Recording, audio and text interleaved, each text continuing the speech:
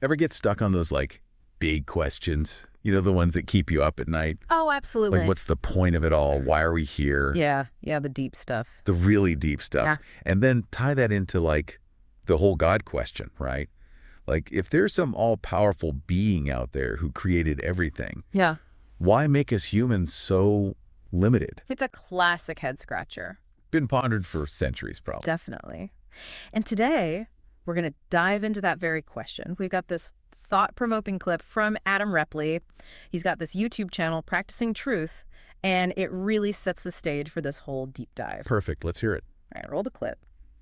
I've often wondered, if it is, as many believe, that there is an omnipotent, superintelligent creator God, why did it create beings that are echelons beneath its intellect? What could they possibly have that it wants, that it didn't give them?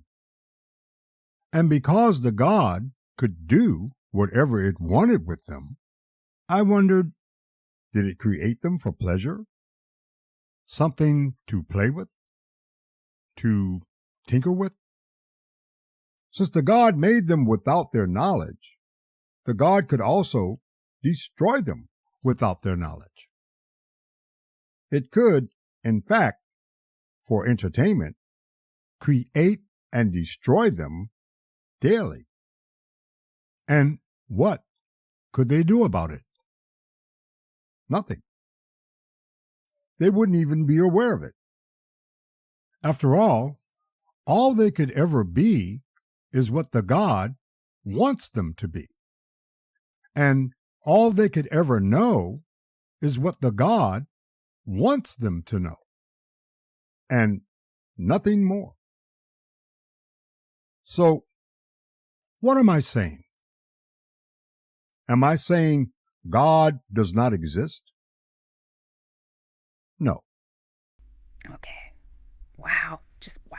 He doesn't hold back, does he? No, he really goes right for the jugular. Like, God might be a thing, but also we might be totally incapable of ever really understanding it. What do you think? What stuck out to you? That paradox, that tension, the idea that something could exist but be completely beyond our grasp. It's like he's acknowledging the possibility of God, but at the same time saying, hey, don't expect to wrap your head around it. That really resonates with me. Like, I'm a pretty practical person. I got to see it to believe it, you know? I hear you. But if that's our starting point, doesn't that automatically put a limit on what we can know about something like God?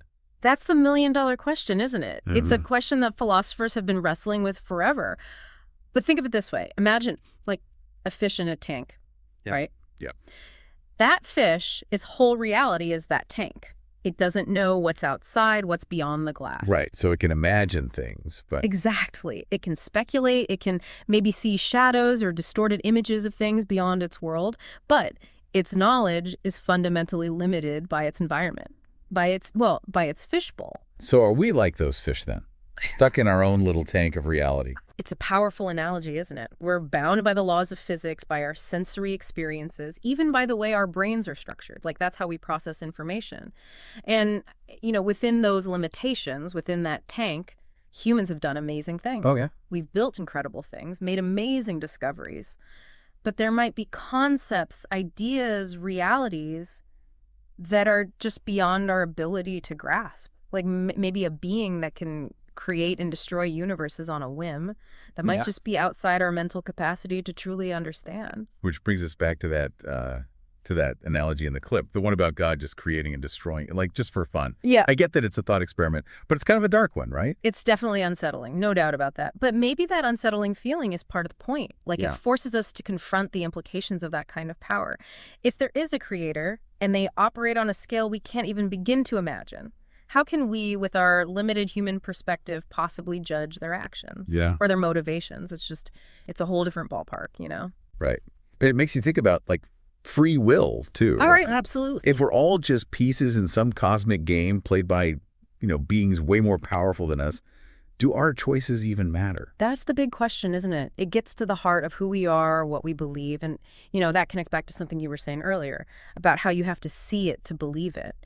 Even if we can't wrap our minds around these grand cosmic concepts, even if we don't know if there's a God or not, our actions in this world, in this reality, those definitely have consequences. So maybe it's less about figuring out if God exists and more about figuring out how we live meaningful lives, make responsible choices, Yeah, even if we don't have all the answers. you're hitting the nail on the head. Regardless of our beliefs, the reality we share, this here and now, that's where our actions matter. It's something we can all observe, all experience. That impact, that's real. And I think that's what we're getting at with all these deep dives. Right. Exploring these big, sometimes uncomfortable questions. So to everyone listening, if this deep dive has sparked something in you, if you're ready to keep exploring, we encourage you to check out beyondtherituals.com. They've got tons of resources on the philosophy of the divine law, which we've been kind of dancing around today. Definitely worth a look. It can help you dive deeper into these questions we've been talking about. Exactly. Keep questioning, keep exploring. And until next time, keep those big questions coming. Absolutely. The journey's never over.